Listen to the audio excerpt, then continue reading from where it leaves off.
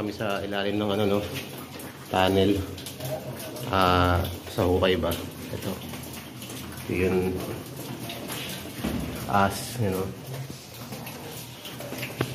Ngayon, ito yung ano, na parang pultahan, no? Parang clay dito, no? Ayun mga clay yan. Pink to, yo. No, boss, no? Ganun. Ayun, no? Clay. Ayun, no? So ngayon, nag-stand kami dito banda. Yung titirahin natin. No? Itong portion ito kasi ito itawalit natin eh. So ito yung nakuha sa hukay nila, no? So sa ganyang alalim, nakahukay pa sila ng ganyan klase ng HTM, no? Pero nung nahukay yan, hindi po ganyan ang itsura niya. Nakabalot po yan sa clay, tsaka yan mga yan puzzle type ang dating. Nung nakuha yan, naka ano po yan, naka semento or naka clay po yan ng pink. So yung iba naka semento. Nung binasag nila yan, yan ang lumabas.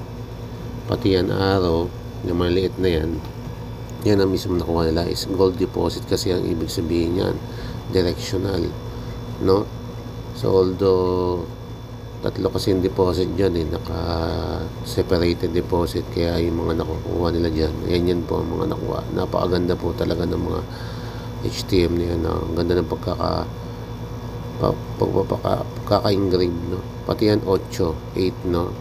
Means golden lily Buddha, no?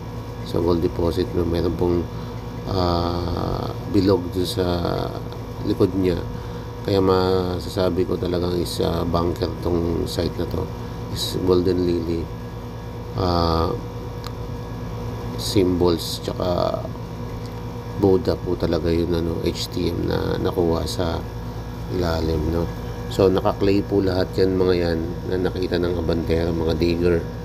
So pag ano nila, paghugas nila is yan po ang lumabas. Napaka-hamis po nung ano, napakaganda po talaga ng pagkaka-engrave ng mga markers na yan, no? So yan po lahat yung mga nakita, no, sa hukay. Kumbaga legit talaga, no? Walang imposible sa mga yan na kitang kita is evidence marker sa underground. Kaya sobrang laki ng deposit po dyan sa area na yan.